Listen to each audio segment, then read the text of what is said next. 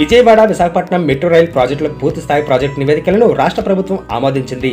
తొలిదశ పనులు చేపట్టడానికి వీలుగా రాష్ట్ర ప్రభుత్వం ఏపీ మెట్రో రైల్ కార్పొరేషన్ కు గ్రీన్ సిగ్నల్ ఇచ్చింది.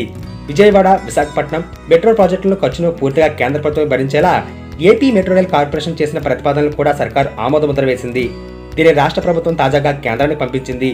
ఏపీ మెట్రో రైల్ ప్రాజెక్టు రెండింటిలో ఒకటి రాష్ట్ర విభజన చట్టాన్ని అనుసరించి 100% ఖర్చు భరించేలా, రెండోది నూతన మెట్రో పాలసీలో భాగంగా కేంద్రం పొందుపరిచిన కీలకమైన క్లాజును ప్రాతిపదికగా తీసుకుని పూర్తి ఖర్చు భరించేలా ఈ ప్రతిపాదనలు సిద్ధం చేశారు. రాష్ట్ర విభజన సమయంలో కేంద్ర ప్రభుత్వం ఏపీ రీఆర్గనైజేషన్ యాక్ట్ ను తీసుకువచ్చింది.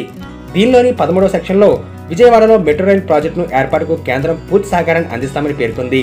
దీని ప్రకారం నిధులను 100% కేంద్రమే భరించాలి. ఇక నూతన మెట్రో పాలసీ రాష్ట్రాల్లోని ఏ నగరంలో అయినా అవసరమని భావిస్తే ఆ రాష్ట్ర ప్రభుత్వాలతో సంబంధం లేకుండానే కేంద్రం మెట్రో ప్రాజెక్టులను నిర్మించే అవకాశం ఉంటుంది. దీనికి 100% నిధులను కేంద్ర ప్రభుత్వం భరిస్తుంది. 40 లక్షల జనాభా కలిగిన విశాఖ నగరంలో మెట్రో ఏర్పాటును కేంద్రం ప్రత్యేకంగా తీసుకోవచ్చు.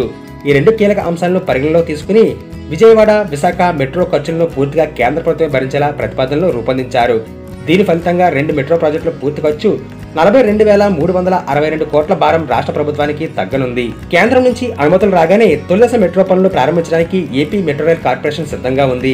కారిడార్ 1లో భాగంగా విజయవాడలోని పండిట్ నెహ్రూ బస్ స్టేషన్ నుంచి గన్నవరం వరకు 25.95, కారిడార్ 2లో పిఎన్బిఎస్ నుంచి బందర్ రోడ్డు మీదుగా పెనమలూరు వరకు 12.45 చొప్పున మొత్తం 38.40 కిలోమీటర్ల మేర పనులు చేపట్టాలని భావిస్తుంది.